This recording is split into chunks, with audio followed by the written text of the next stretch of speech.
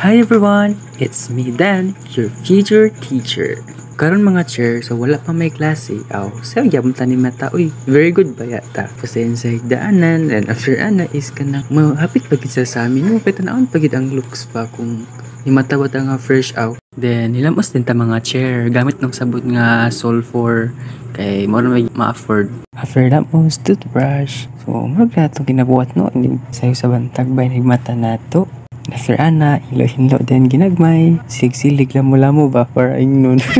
Bitaw mga chair, practice tag ka ng panghinlo kay ka ng future teacher ba yata na unsa na nagmamaestro tapuhon manghinlo ra bagita sa classroom. Then after ana mga chair, naglungag gadayon ko para pamahaw. Gamay ra kong kilungag kay since ako ra man isa and then ako ra pud isa ang mukaon. Practice kita ni pagka independent mga chair.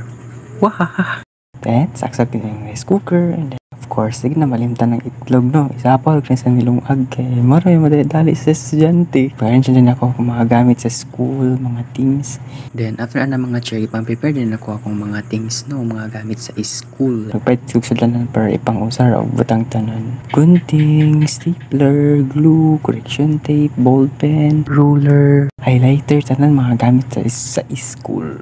Then, nagkaon din ko mga chair. Akong gisudan na ng mga chair kay katong isa ka itlog chair katong gisapon ako sa linungag, remember? Then, nagtagan akong tuyo og suka. And then, solve na akong pamahaw mga chair. More may madali sa estudyante.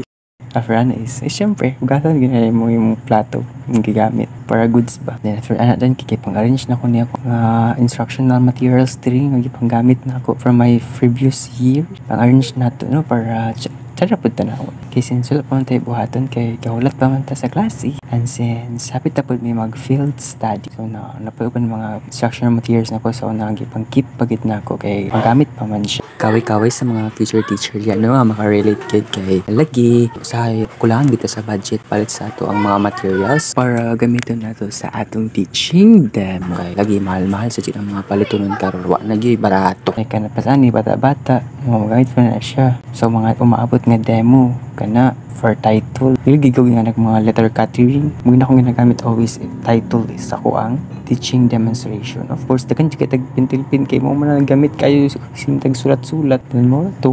Nagubuho po pa kano ay magdahog lawas.